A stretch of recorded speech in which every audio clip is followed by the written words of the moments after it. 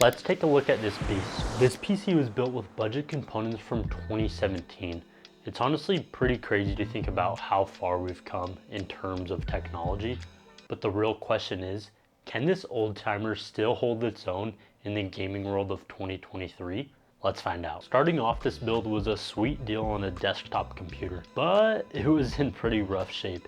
It didn't have any side panels, a pretty underwhelming GPU, and only had a 430 watt power supply. But the juicy stuff was the motherboard combo that I took out of it. It's consisting of the Intel i5-8400. This CPU was released in Q4 of 2017, alongside the release of the infamous Ryzen 5 1600 from AMD. The i5 came swinging with 6 cores. This was actually Intel's first i5 processor to finally get the boost up to 6 cores. It launched with a MSRP right around $180, and nowadays you can find it for 50 bucks. Now for the motherboard. It's a sweet little micro ATX board. The Asus Prime B360MA comes equipped with 2 M.2 slots, 4 RAM slots, and decent rear I/O. They could have added more USB ports, but it also could have been worse. It is what it is. Occupying 2 of the 4 RAM slots is a 2x8GB kit of RAM from G.Skill, and it's clocked at 2400 MHz. It is a slower RAM kit. It also doesn't have any fancy heat spreaders,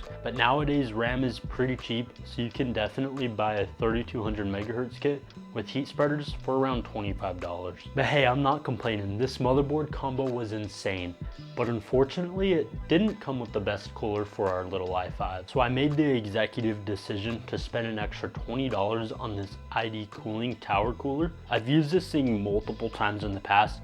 I highly recommend for anyone on a budget. Now, since the motherboard does have M.2 slots, I filled one of them with the Crucial P3 500GB NVMe SSD. Yes, it's Gen 3. Go cry me a river in the comments on why I should have gotten a Gen 4 drive. But before you do, the motherboard only supports Gen 3.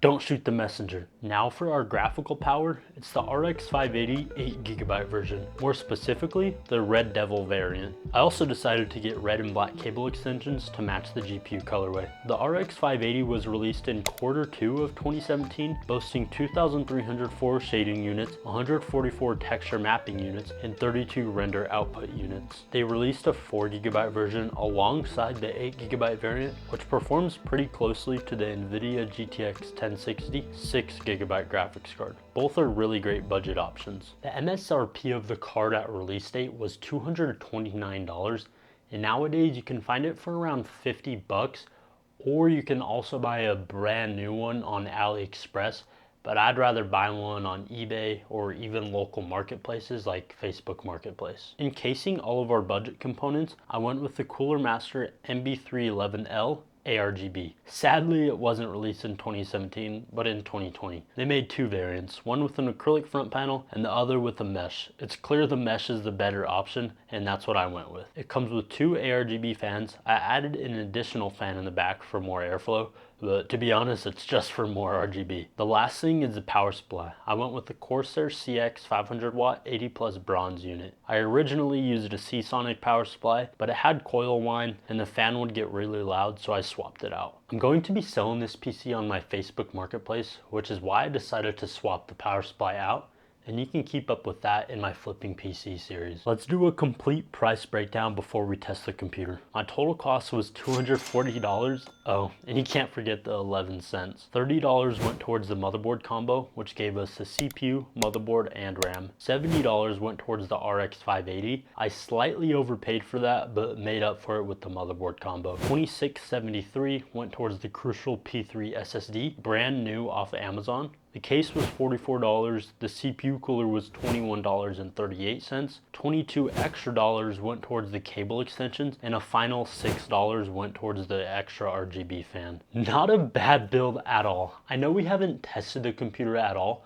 but go down in the comments and rate the build on a scale of 1 to 10 purely on aesthetics. Just say, I rate the aesthetics 1 out of blank. Now let's test it in some games. I'm starting off with a good old esports title, testing Fortnite at 1080p, first with medium settings, and then I will also test with performance mode. The GPU was basically at 100% utilization the whole time. It's crazy how more intensive Fortnite has gotten with its visuals over the years. With medium settings, it had an average FPS of 54 and a 1% low of 24. Now for performance mode.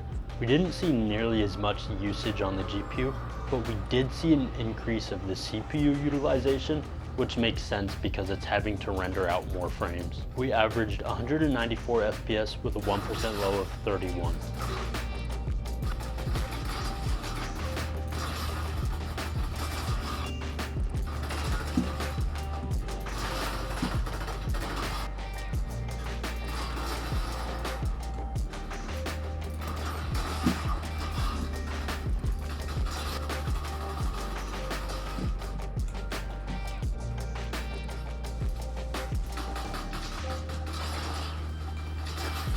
In Overwatch 2, I had it set to 1080p with ultra settings, and we averaged 104 FPS with a 1% low of 76. Switching it up to some AAA titles, it does surprisingly well. With Borderlands 3 at 1080p with the high preset, we averaged 66 FPS with a bad 1% low of 15, but it wasn't really noticeable when playing games. Overall, it was really smooth.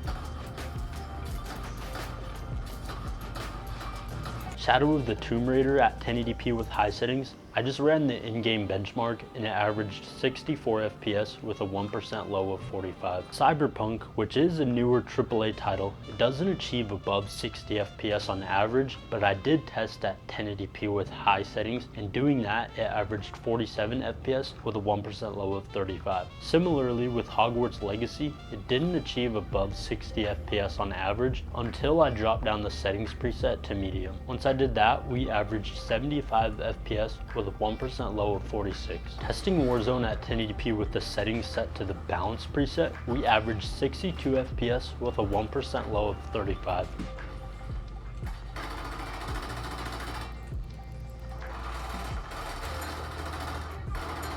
Now for Rainbow Six Siege at 1080p with high settings, we averaged 178 FPS with a 1% low of 146. That was with the in-game benchmark, so expect similar results with an actual online match. In GTA 5, I just instantly started being a menace.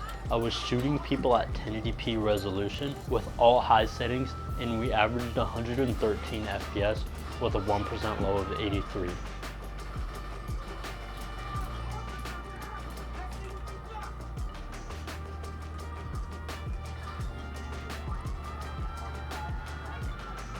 I kept the carnage going in Apex Legends with high settings, and we were able to average 84 FPS with a 1% low of 67.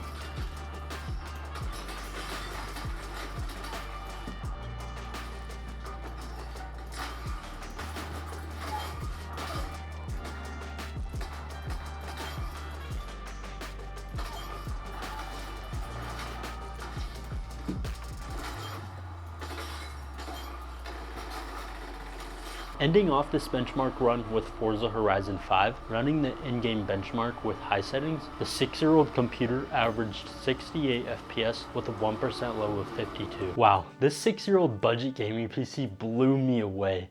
Honestly, I did not expect the RX 580 to still perform that good after all these years. Paired with the i5, it makes a great budget pairing. As you've seen in most of the games, the GPU is being utilized to its full capacity, all while the CPU still had some room to breathe. This little i5 could definitely handle a stronger GPU like the GTX 1080 or the RX 5700 XT. This PC makes a great experience for esports titles, offering a high refresh rate experience, and for AAA titles, which offers nice visuals at a steady frame rate. Comment down below your thoughts on this computer, if you were surprised by the performance or not, or really anything in your head, just comment down below. While you're down there though, smash that like button, and if you enjoy content like this, subscribe to the channel for more, and watch this video next. I'll see you over there. Peace.